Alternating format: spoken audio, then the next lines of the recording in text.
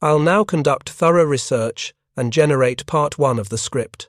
Let me search for verified historical information. Now let me search for more details on Japanese night fighting doctrine and Type 22 radar. Now let me search for information on Japanese Type 22 radar and production. Numbers. Perfect. I now have comprehensive research. Let me begin writing part 1 of the script following the structure and all requirements. I'll start with the opening hook and build through the foundation. November 13th, 1942. 01:48 hours. Bridge of the destroyer Amatsukaze Iron Bottom Sound. Commander Tameichi Hara gripped the bridge railing as star shells burst overhead, illuminating his destroyer in harsh white light. For 20 years, the Imperial Japanese Navy had perfected night combat into an art form, a doctrine forged in the victory at Tsushima, refined through decades of relentless training, elevated to the status of national strategy. Hara himself had written the manual. His torpedo tactics were taught at Yokosuka. His lookouts could spot enemy silhouettes at 7,000 meters on a moonless night. Now American shells were bracketing his ship before his lookouts could even spot the muzzle flashes. Through the bridge windows, Hara witnessed something that contradicted 2 decades of Japanese naval doctrine. American ships were firing accurately at ranges beyond 10,000 yards in pitch darkness, their shells arriving with mechanical precision. No searchlights betrayed their positions. No star shells preceded their salvos. The weapons were simply finding their targets. Invisibly. Impossibly. If you're enjoying this deep dive into the story, hit the subscribe button and let us know in the comments from where in the world you are watching from today. The destroyer USS Helena had detected Amatsukaze on her SG radar at 27,000 yards, more than 15 miles long before Japanese lookouts could see anything but empty darkness. And when Hara made the fatal mistake of leaving his searchlights on too long while trying to locate his attackers, Helena's radar-directed 6-inch guns immediately found his ship in the blackness. 43 of his crew died in seconds. 3 kilometers away, the battleship Hiei shuddered under concentrated fire from ships her lookouts couldn't see. The pride of the Imperial fleet, veteran of Pearl Harbor, the vessel that carried Emperor Hirohito when he went to sea, was being systematically destroyed by enemies fighting from beyond visual range. What no Japanese officer yet understood was that they were witnessing the deployment of a technology that would transform naval warfare and destroy Japan's most crucial tactical advantage in 18 months. The mathematics of defeat were being calculated not in ships lost or territories surrendered, but in the sudden obsolescence of 20 years of training, doctrine, and national strategy built on one fundamental assumption, that the Imperial Japanese Navy owned the night. The roots of Japanese night-fighting supremacy stretched back to the Russo-Japanese War of 1904 to 1905. At the Battle of Tsushima, Admiral Togo's torpedo boats had devastated the Russian fleet under cover of darkness, sinking 8 battleships while losing only 3 torpedo boats and 110 men. The Russians suffered 4,800 dead.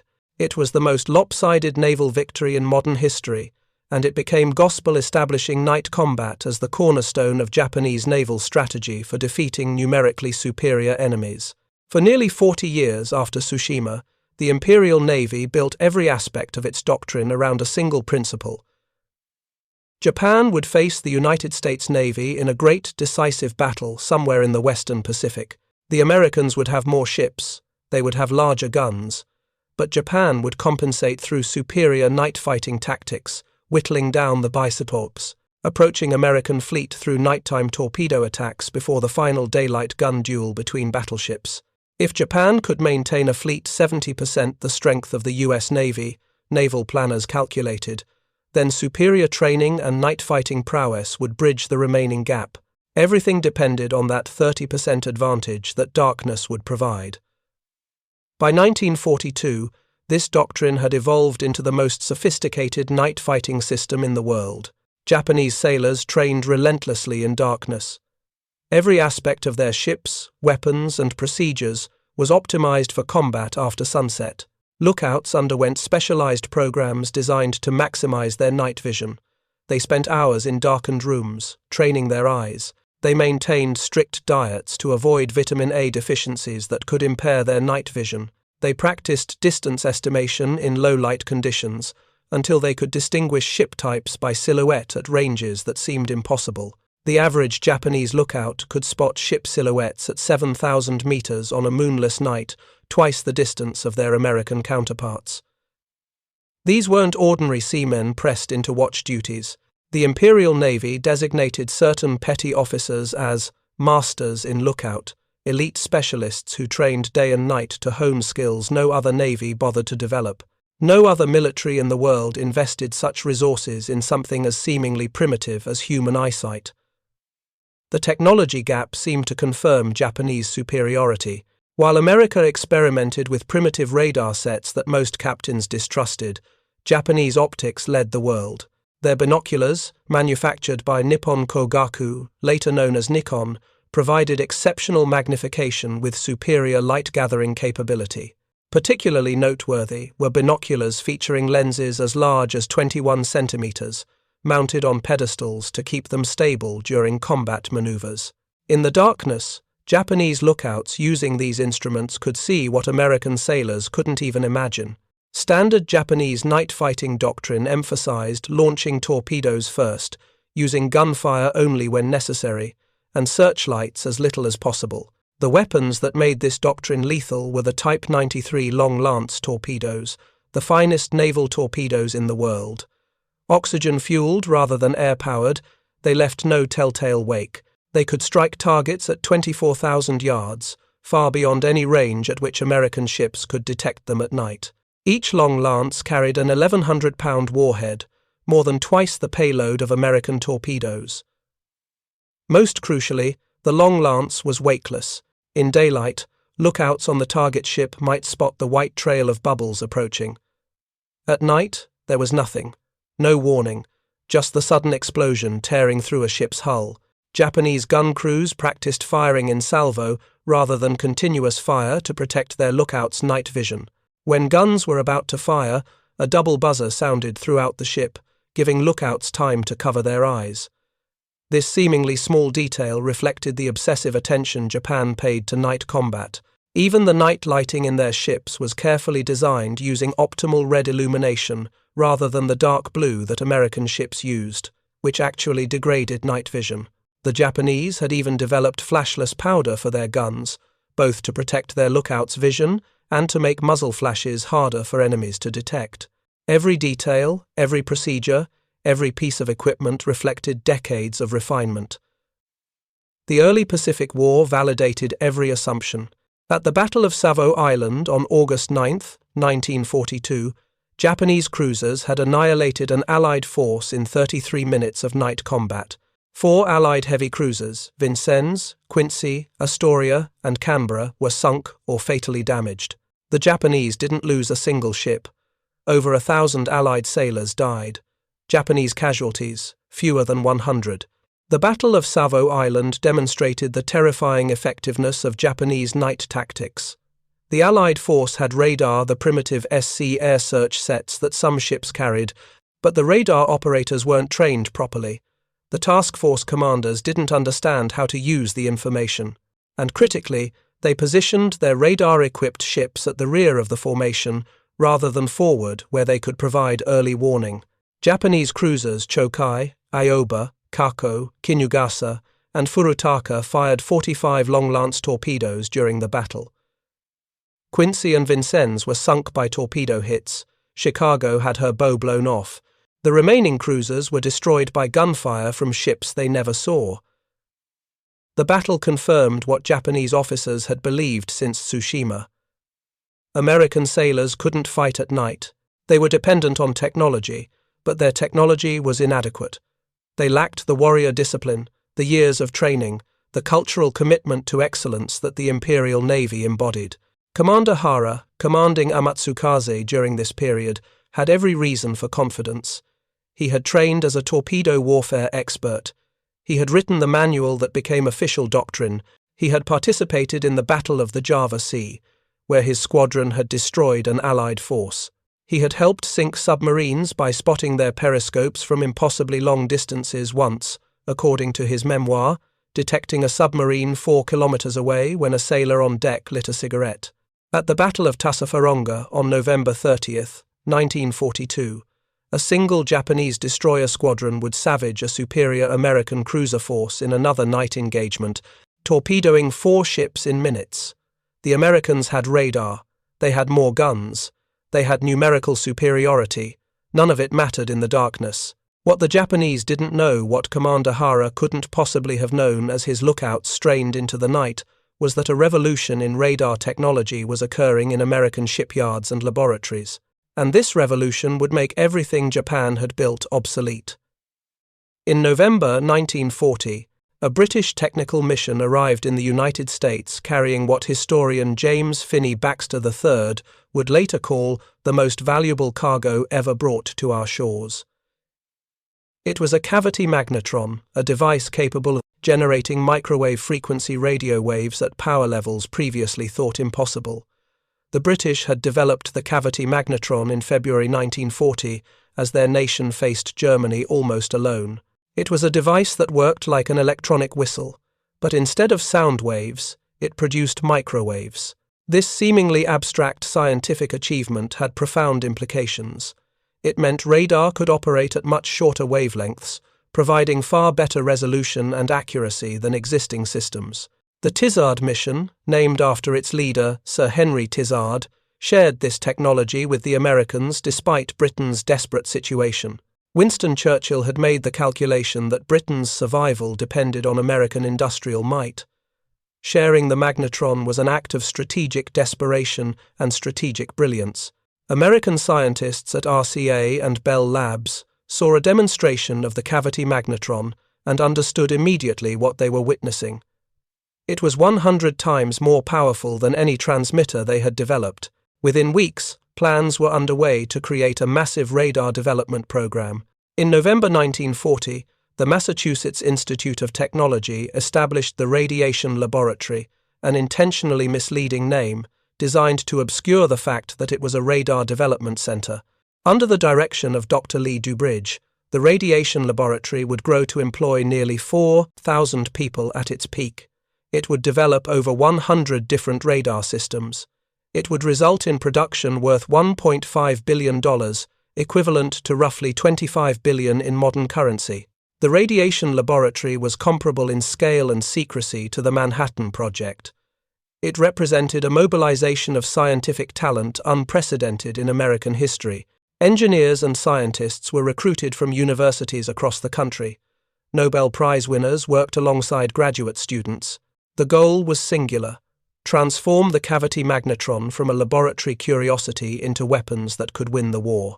One of the highest priorities was developing a shipboard surface search radar that could detect enemy ships at long range with enough accuracy to direct gunfire. Under the leadership of Ernest Pollard, engineers developed the SG radar, a 50-kilowatt system operating at a wavelength of 10 centimeters, or 3 gigahertz frequency. The first operational SG radar set was installed aboard the heavy cruiser USS Augusta in April 1942.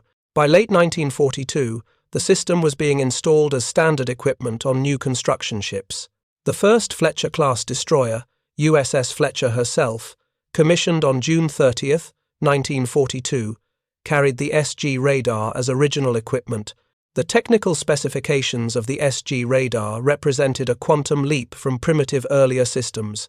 Operating at 10 centimeter wavelength with 50 kilowatts of peak power, it could detect a destroyer at 15 nautical miles, more than 27,000 yards. Range accuracy was plus or minus 40 yards. Bearing accuracy was plus or minus half a degree, but the real revolution wasn't in the specifications. It was on display. Previous radar systems used what was called an A-scope display, essentially a line showing range to target as a spike. Operators had to interpret these spikes, estimate bearing separately, and communicate information to the captain, who was trying to maintain a mental picture of the tactical situation. The SG radar introduced the Plan Position Indicator, or PPI, the circular display that would become standard for virtually all radar systems thereafter. The PPI showed a god's eye view of the battle space. Every contact appeared on a circular screen that updated every 2 seconds. The ship's position was at the center. Contacts appeared as bright spots, their position relative to the ship shown directly. Operators could distinguish between ship types by the character of their radar returns. They could track torpedo wakes. Under ideal conditions, they could even spot periscope depth submarines. The system worked equally well in daylight or darkness, clear weather or storms, smoke or fog. It was a revolution in naval warfare comparable to the introduction of steam power or the rifled gun. And critically, the SG radar could be integrated with the Mark 37 gun director system.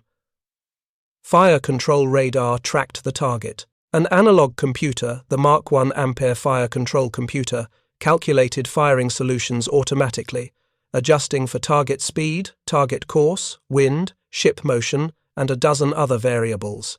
The 5-inch divided by 38 caliber guns standard on Fletcher-Class destroyers could fire 15 to 20 rounds per minute, with each round guided by radar-directed calculations. This wasn't an incremental improvement. This was a complete transformation of naval combat from an art depending on human skill to a science depending on electronic precision. While American factories were beginning to mass-produce the SG radar in mid-1942, Japan's radar program was mired in organizational chaos. The Japanese had actually developed cavity magnetrons as early as 1937. Dr. Hidetsugu Yagi had invented the directional antenna that bore his name in 1926, an antenna design so effective that it became standard worldwide. But Japanese military leadership excluded Yagi from radar development work. When Japanese forces later captured British radar equipment using Yagi antennas, they were unaware the design was named after a Japanese scientist their own military had ignored. Army-Navy rivalry prevented any coordination. Both services developed separate, incompatible radar systems. Neither shared information with the other. The Army even ordered its radar group at the Tama Army Technical Institute to divulge none of its research to the Navy. The Navy reciprocated. At some locations, Army and Navy radar stations sat practically side by side, duplicating effort, while vast areas of Japan had no radar coverage at all. Japanese radar production reflected these organizational disasters.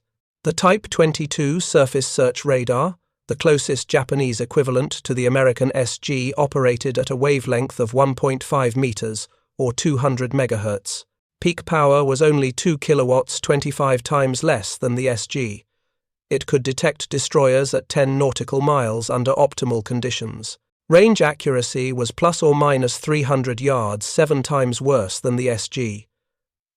Bearing accuracy was plus or minus 5 degrees, 10 times worse than the SG. The Type 22 weighed 2,200 pounds, more than twice the weight of the SG. It used an A-scope display only, with no PPI capability. And critically, of the first 60 Type 22 units built, only about 6 actually worked. Component matching proved impossible with Japanese manufacturing capabilities. Production never came close to the target of 150 sets per month. Mass production was authorized by the end of 1942, but no materials were allocated. One Army technician on the radar project resorted to acquiring components through the black market, which led to some of the accountants being arrested and held by police for a month. Total Japanese radar production during the entire war reached approximately 300 units of all types combined. The United States produced approximately 1,000 SG radar sets alone, more than 3 times total Japanese production. Overall, America produced over 100,000 radar sets of all types during the war. The disparity extended to trained personnel. The MIT Radiation Laboratory employed nearly 4,000 people. The Japanese Naval Electrical Research Department had only 300 staff by August 1943. America trained over 50,000 radar technicians. Japan trained approximately 500, and most were only partially trained. America produced 250,000 cavity magnetrons during the war. Japan couldn't reliably manufacture them at all. America produced 2.5 million radio tubes monthly by 1944. Japan produced 50,000 at peak capacity. If you find this story engaging, please take a moment to subscribe and enable notifications. It helps us continue producing in-depth content like this. The night of November 12th to 13th, 1942, would mark the beginning of the end for Japanese night-fighting supremacy. The naval battle of Guadalcanal began when Rear Admiral Daniel Callahan's task force intercepted Vice Admiral Hiroaki Abe's bombardment group approaching Henderson Field. Abe's force was formidable, 2 battleships, Hiei and Kirishima, each displacing 37,000 tons, capable of 30 knots, despite being built in 1912 and 1914. 1 heavy cruiser, 10 destroyers, including Commander Hara's Amatsukaze. The mission was straightforward: bombard Henderson Field with special Type 3 incendiary shells designed to destroy parked aircraft, then support a convoy bringing 7,000 troops to retake Guadalcanal. Callahan's force was outnumbered and outgunned, but several of his ships carried the new SG radar.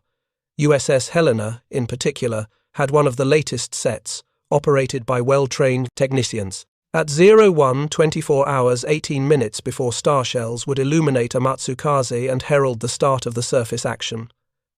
Helena's SG radar detected Japanese ships at 27,000 yards, more than 15 miles, far beyond visual range, even with the finest Japanese optics. For the next 20 minutes, American radar operators tracked the approaching Japanese force, while Japanese lookouts strained futilely into the darkness. The Americans knew exactly where the enemy was. They knew the enemy's speed, course, and formation. They were maneuvering to achieve optimal tactical position, and the Japanese had no idea the Americans were even aware of them. This information advantage should have been decisive, but the battle that followed descended into chaos because the Americans didn't yet fully understand how to exploit their technological edge. Callahan's task force entered the battle in column formation, with the ships stretched out in a single line. When contact was made, ships were so close together, and the situation developed so quickly that the formation dissolved into a melee. But even in the chaos, radar changed everything. The destroyer Akatsuki, attempting the standard Japanese night torpedo attack, was caught in radar-directed crossfire from multiple American ships.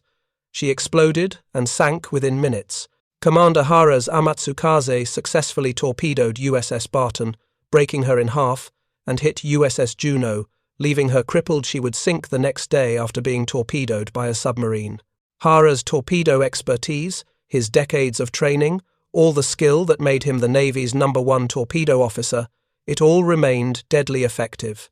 But then Hara made the mistake that Commander Hara had been trained never to make, attempting to improve his gunnery against USS San Francisco, which was so badly damaged by Hiei's shells that Hara initially didn't recognize her as an enemy warship. He turned on Amatsukaze's searchlights to illuminate his target. He left them on too long. USS Helena's radar operators immediately located Amatsukaze in the darkness. The 6-inch guns swung toward the target. The guns fired. From Helena's position, Amatsukaze was just a radar return, a bright spot on the PPI screen at a known range and bearing. The fire control solution was calculated automatically. The shells were in the air before Hara even understood what was happening.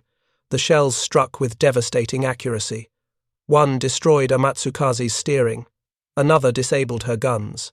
The cascade of hits killed 43 crew members in seconds. Hara's ship, which moments before had been dealing death to American destroyers, was suddenly crippled and helpless, bleeding from wounds inflicted by guns he never saw. The battleship Hiei, flagship of Admiral Abe, became the focus of concentrated American radar-directed fire. She was supposed to be untouchable, a capital ship against destroyers and light cruisers, but in the darkness and rain squalls that should have provided concealment, she absorbed 85 shell hits from enemies firing at ranges beyond Japanese visual capability. Her bridge was wrecked, her steering was destroyed, her superstructure ablaze. She would be scuttled the next day, the first Japanese battleship lost in the war. The tactical result of the battle was mixed. The Americans lost 2 destroyers, 4 damaged, and 2 light cruisers. The Japanese lost 2 destroyers, 1 battleship lost, and Henderson Field remained untouched. The mission failed. Neither side achieved a clear victory in the chaotic surface action, but something more fundamental had changed.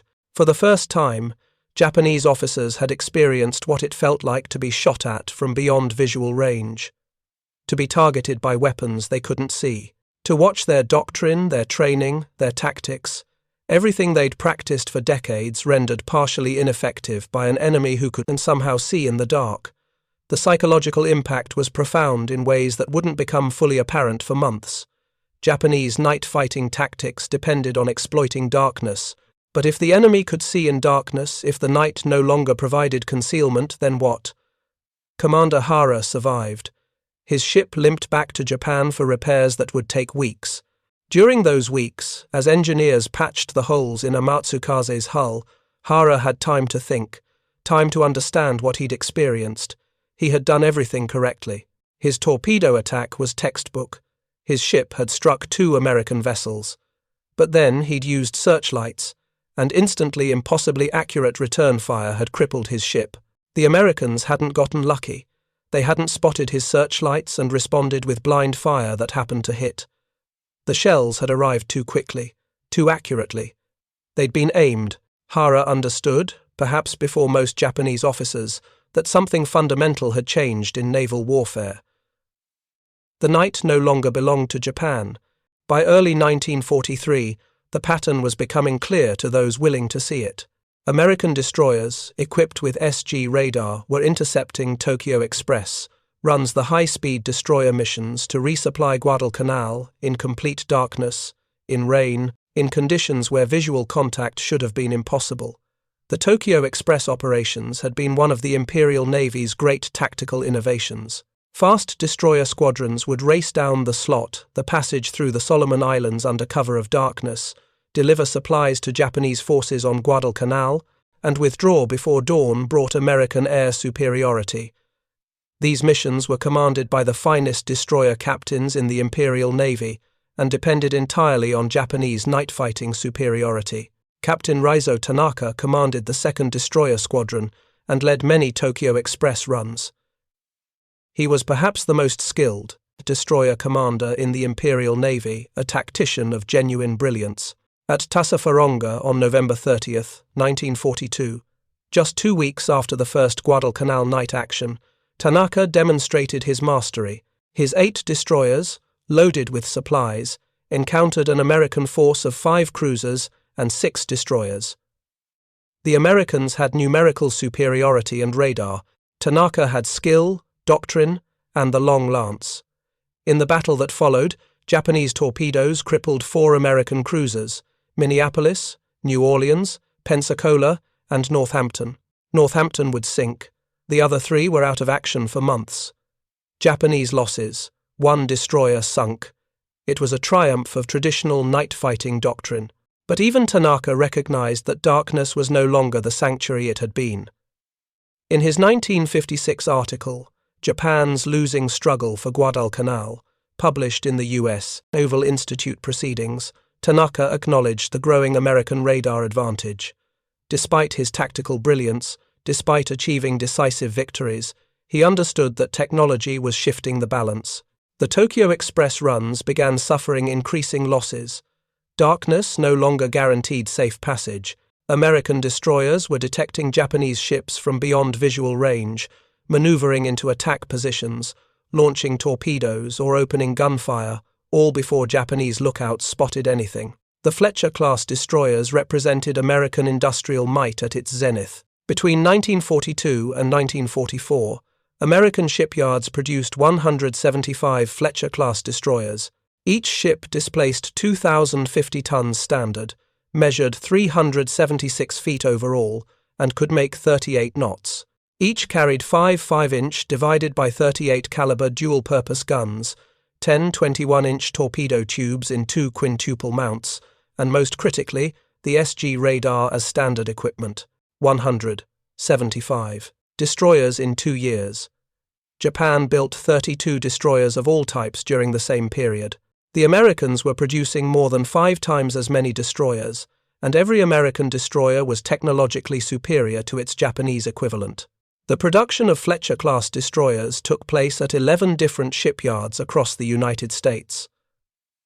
Bath Iron Works in Maine, Federal Shipbuilding in New Jersey, Bethlehem Steel in Massachusetts and California, Puget Sound Navy Yard in Washington, Boston Navy Yard, Mare Island Navy Yard in California, Charleston Navy Yard in South Carolina, Gulf Shipbuilding in Alabama, Consolidated Steel Corporation in Texas, and Seattle-Tacoma Shipbuilding in Washington. This distributed production meant that losing any single shipyard to enemy action wouldn't significantly impact the program. It also meant that expertise was shared across the country, with thousands of workers learning skills that would serve American industry for decades after the war. Each Fletcher-class destroyer required approximately 125,000 man-hours to construct. The ships were built in sections that could be fabricated simultaneously, then welded together, a technique that dramatically reduced construction time. Early Fletchers took about a year from keel laying to commissioning. By 1944, some shipyards were completing destroyers in as little as 6 months. The radar systems these destroyers carried improved continuously throughout the war. The SG radar evolved through multiple versions. Early production units had occasional reliability issues. Later versions were ruggedized, with better weather sealing and improved components. By 1944, the SG radar had achieved an operational availability rate of 95%, meaning that 19 times out of 20, when a ship went into battle, the radar worked. Japanese Type 22 radar, by contrast, had an operational availability of approximately 40%. More than half the time, it didn't work when needed. When it did work, its performance was dramatically inferior to American systems. The SG radar sets were manufactured by Western Electric, Westinghouse, and General Electric. The cavity magnetron tubes at the system's heart were mass-produced with quality control that ensured consistent performance. America had the world's largest electronics industry, with expertise in radio manufacturing, precision machining, vacuum tube production, and electrical engineering. This industrial base supported radar development in ways Japan couldn't match. By 1944, American destroyers carried radar systems that could detect a surfaced submarine at 18 miles and track a periscope at 3 miles. They could distinguish between different ship types by the character of the radar return. They could track torpedo wakes and maneuver to evade incoming long lances weapons that had previously been impossible to detect until they struck. The Battle of Vella Gulf, on August 6 to 7, 1943, demonstrated American mastery of radar-directed night combat. Commander Frederick Moosbrugger's 6 destroyers detected 4 Japanese destroyers at 23:33 hours. The Japanese ships were carrying 950 troops and supplies to Vila on Kolombangara Island. Using radar, Moosbrugger's force closed to optimal torpedo range about 5,000 yards, completely undetected. The American destroyers launched a coordinated torpedo attack at 23:42 hours. The Japanese had no warning, no indication that enemy ships were even present. 3 Japanese destroyers, Hagikaze, Arashi, and Kawakaze, were struck by multiple torpedoes almost simultaneously. All 3 sank within minutes. 1,210 Japanese sailors and soldiers died. American casualties? 0. Not a single hit was scored on American ships. Not one American sailor was wounded. Commander Hara, who by this time had been promoted to captain and given command of Destroyer Division 27, was aboard the destroyer Shigure, the sole Japanese survivor of Vella Gulf. In his memoir, he called it a perfect American victory. The Americans had detected the Japanese force, maneuvered into attack position, launched a devastating torpedo attack, and withdrawn, all without the Japanese ever achieving visual contact. Fleet Admiral Chester Nimitz termed the Battle of Vella Gulf a little classic of naval warfare. It demonstrated how completely radar had reversed the night combat advantage. Everything Japan had spent 40 years perfecting, the lookouts, the optics, the doctrine, the training, had been made irrelevant in less than a year. Japanese attempts to adapt proved futile. Orders from Combined Fleet Headquarters began acknowledging American radar superiority. Commanders were instructed to employ radical maneuvering and accept higher casualties in hope of achieving torpedo launch positions. These orders represented complete capitulation to American technological superiority. The Imperial Navy that had once sought night battles now actively avoided them. The Naval War College at Yokosuka developed new night-fighting doctrines based on accepting catastrophic casualties. The Torpedo School attempted to develop blind launch techniques, firing spreads of torpedoes at calculated positions without visual contact, hoping some might find targets. Success rates were minimal. Training programs struggled to adapt because the fundamental problem wasn't training, it was technology. No amount of night vision drills could let lookouts see ships beyond visual range. No amount of torpedo training could compensate for enemies who detected you first and maneuvered accordingly. No amount of warrior spirit could overcome the simple fact that the Americans could see and the Japanese couldn't. The Battle of Empress Augusta Bay on November 2, 1943, provided another stark demonstration.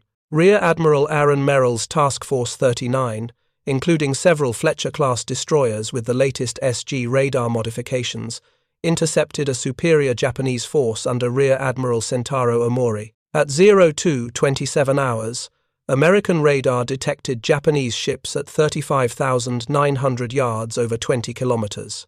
For the next hours, American ships tracked the approaching enemy with perfect clarity, maneuvering for optimal firing positions while remaining invisible to Japanese lookouts. The American destroyers demonstrated capabilities that seemed supernatural to Japanese observers. Ships engaged targets at ranges exceeding 14,000 yards in total darkness, scoring hits with their first salvos. They detected and evaded long-lance torpedoes by tracking the weapon's wakes on radar torpedoes that should have been invisible and undetectable until impact. They counterattacked the launching destroyers without ever making visual contact. The battle's outcome shocked the Japanese High Command. Despite superior numbers and firepower, Omori's force was routed. The light cruiser Sendai and destroyer Hatsukaze were sunk while inflicting minimal damage on the Americans. Historian Samuel Eliot Morrison noted that this battle marked the end of Japan's advantage in night engagement. The psychological impact on Japanese naval personnel transcended mere tactical defeat. Men who had spent years perfecting their night-fighting skills watched helplessly as technology rendered their expertise worthless. The erosion of morale was documented in Japanese operational reports from late 1943 onward. The vaunted long-lance torpedoes, launched at radar-guided estimates of enemy positions, increasingly found only empty water. American ships were maneuvering based on radar tracks, evading torpedo spreads that Japanese crews were certain would hit. Elite destroyer crews that had considered themselves masters of night combat found themselves helpless against an enemy they couldn't see. Cultural factors made the situation even more devastating. Japanese military culture emphasized warrior spirit, the belief that superior training, discipline, and willingness to die could overcome material disadvantages. This philosophy had worked against China. It had worked in the early months of the Pacific War when the Americans were unprepared and poorly trained, but radar negated the warrior spirit entirely. Courage meant nothing when the enemy fired from beyond visual range. Training meant nothing when the fundamental rules of combat had changed. Willingness to die meant nothing when you were destroyed before you could even close with the enemy. For an officer corps educated in samurai tradition and the importance of personal combat excellence, this was a cultural catastrophe. The premise that technology could replace warrior skill contradicted fundamental Japanese military philosophy. Young officers raised on tales of samurai valor struggled to comprehend warfare where the enemy was invisible and unreachable. The radar gap challenged Japanese racial theories that had portrayed Americans as spiritually weak, dependent on technology, because they lacked warrior courage. If technology could overcome spirit, if material superiority could trump training and discipline, then what did that say about the entire foundation of Japanese military culture? Some Japanese officers drew parallels between their radar disadvantage and the B-29 bombing campaign. Just as American bombers struck from altitudes beyond Japanese interceptor reach, American destroyers struck from beyond visual range. Technology had created a sanctuary from which Americans could attack without risk. Traditional warrior skills meant nothing against technological superiority that prevented engagement entirely. Captain Hara, in his memoir Japanese Destroyer Captain, would later write about the growing realization among Japanese officers that their night fighting expertise had become obsolete. Though his memoir contains some factual errors common in personal recollections written years after events, his assessment of American technological superiority was accurate. He had witnessed the transformation firsthand, from his early victories using traditional tactics to the defeats of 1943 and 1944, where radar made Japanese doctrine irrelevant. Hara's survival through the war, he was the only Japanese destroyer captain from the start of the war to survive to its end, gave him a unique perspective. He commanded destroyers at the Battle of the Java Sea, at Guadalcanal, at Vela Gulf, at Empress Augusta Bay. He witnessed Japanese night fighting supremacy in early 1942 and its complete reversal by late 1943. In his memoir, Hara criticized Japanese leadership for failing to appreciate the speed with which the enemy could develop new weapons. He criticized commanders who continued using cavalry tactics to fight naval battles, who never understood the implications of air power, who divided forces in the face of unknown enemy strength. But perhaps his most profound criticism was that Japanese leadership never understood the implications of technological change. The night of November 25, 1943, demonstrated the complete reversal of tactical advantage. 5 American destroyers under Captain Arleigh Burke intercepted 5 Japanese destroyers off Cape St. George. Burke's squadron, nicknamed the Little Beavers, had developed radar-directed tactics to a high art. The battle was fought entirely by radar. American ships detected the Japanese at 14,100 yards. They tracked them. They maneuvered into an optimal attack position. They launched a coordinated torpedo attack followed by gunfire. 3 Japanese destroyers, Onami, Makinami, and Yugiri, were sunk with 647 Japanese killed. American losses: 0 casualties, 0 damage. The Japanese never achieved visual contact with their attackers. From the Japanese perspective, torpedoes and shells simply arrived from empty darkness. Ships exploded and sank without their crews ever seeing the enemy. Burke's after-action report was clinical. Entire engagement conducted by radar plot.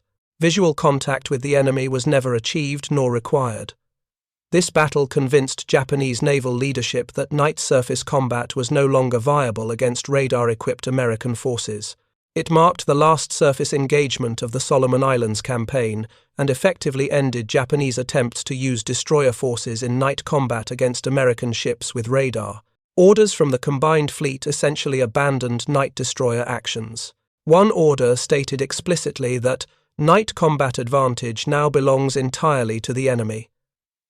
This was an extraordinary admission from a navy that had built its entire doctrine around night fighting superiority. The Battle of Leyte Gulf in October 1944 provided the final devastating confirmation.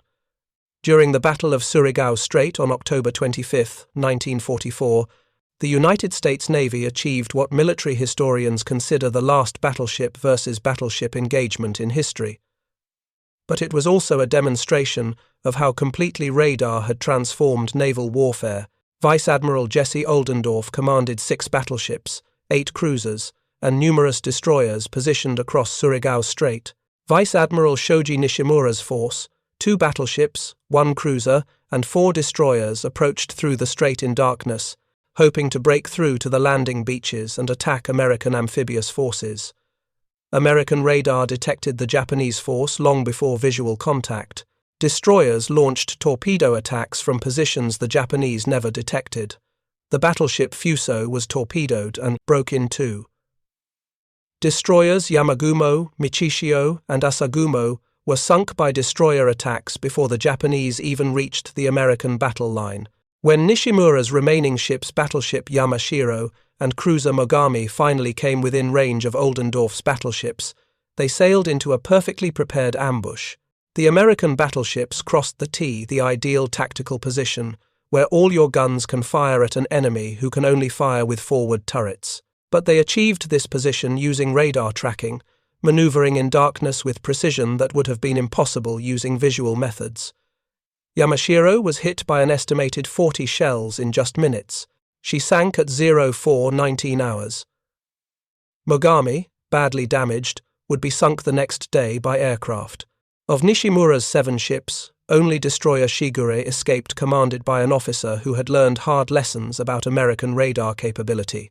The battle demonstrated that radar had revolutionized not just detection but fire control. American battleships firing at night achieved hit rates comparable to daylight gunnery. Their shells fell with mathematical precision on targets they couldn't see. The traditional art of naval gunnery, with spotters calling corrections, with the skill of the gun captain, with the experience of the fire control team, had been replaced by electronic calculation. Japanese ships in Surigao Strait used color-coded dye loads in their shells. Yamashiro used white. Mogami used brilliant pink. Haruna used greenish-yellow. Kongo used blood red. This allowed optical spotters to identify which ship's shells had landed where, enabling fire correction.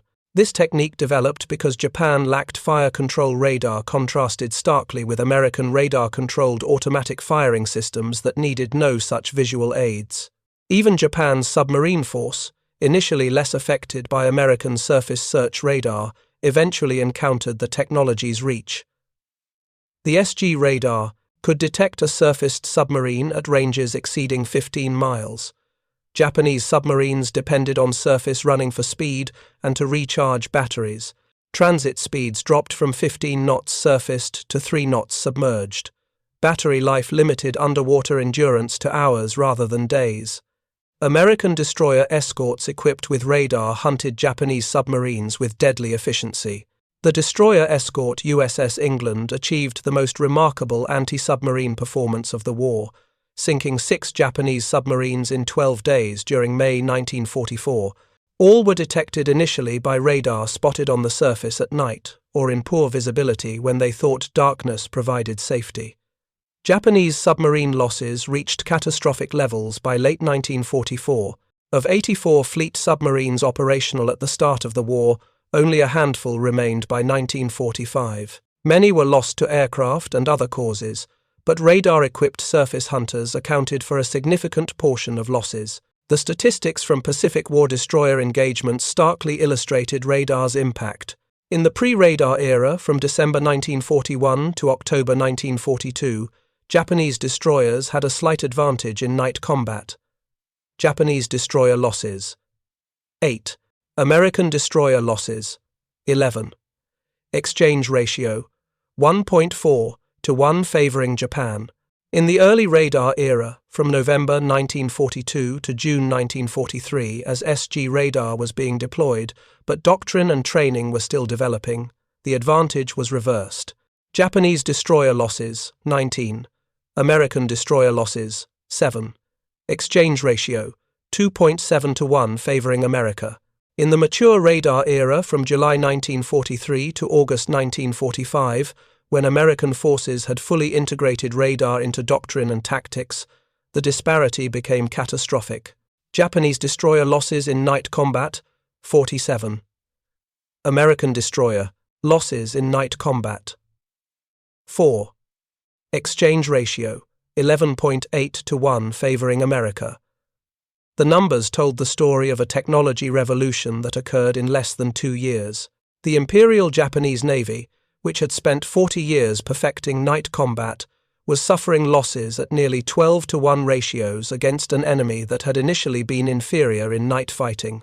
Commander Hara's final combat was as captain of the light cruiser Yahagi during Operation Tengo in April 1945, the suicide mission that sent battleship Yamato and a small escort force toward Okinawa with only enough fuel for a one-way trip. The plan was to beach Yamato and use her as a stationary fortress. It was a desperate strategy from a navy that had run out of options. American submarines detected the force leaving port. American aircraft tracked it throughout its voyage. On April 7, 1945, wave after wave of American carrier aircraft struck. Yamato, Yahagi, and 4 destroyers were sunk. Hara survived, one of only a few hundred survivors from Yahagi's crew of 1,000 men. It was a fitting end to Hara's combat service, not defeated by surface ships in night combat, but destroyed from the air by an enemy who knew exactly where he was before he could even engage. The radar war had ended. The air war had begun. Technology had moved on, rendering even radar-directed surface combat secondary to air power. But for the story of night fighting, the transformation was complete.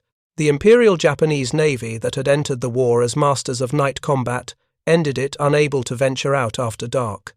Of the 70 modern destroyers Japan possessed at Pearl Harbor, only about a dozen remained operational by August 1945. The Fletcher-Class destroyers, with their SG radar sets, had not just won the destroyer war.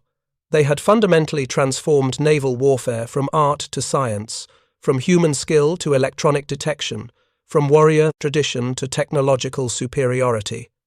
The MIT Radiation Laboratory deserves special recognition for this transformation. Established in November 1940 under Dr. Lee Dubridge with the cavity magnetron brought by the Tizard Mission, the laboratory grew to nearly 4,000 employees and designed half of all radar systems deployed by U.S. forces. The lab developed over 100 different systems worth $1.5 billion in production. 9 radiation laboratory staff members would later win Nobel Prizes, but their wartime contribution was enabling the electronic revolution that transformed not just naval combat, but the entire character of modern warfare. After the war, the laboratory closed on December 31, 1945, with most staff returning to academia. But its legacy endured in every radar system developed thereafter. 7 years later, many of the organizational approaches and several former radiation laboratory employees would form the core of MIT's Lincoln Laboratory, continuing the tradition of scientific service to national defense. The Japanese officers who survived understood a fundamental truth. The age of visual naval combat ended in the waters around Guadalcanal, replaced forever by electronic warfare that cared nothing for courage, tradition, or warrior spirit. They had been the masters of night combat, perfecting their skills across decades of training. But in just 18 months, American radar turned their mastery into obsolescence, their expertise into irrelevance, and their night-fighting advantage into a fatal liability. The darkness that had been their greatest ally became their tomb, and the Americans who wielded radar became the undisputed masters of the night. The revolution was complete, irreversible, and devastating. In the end, those who could see won, and those who remained blind to technological change were condemned to defeat in the darkness they once ruled. Thank you for watching. For more detailed historical breakdowns, check out the other videos on your screen now, and don't forget to subscribe.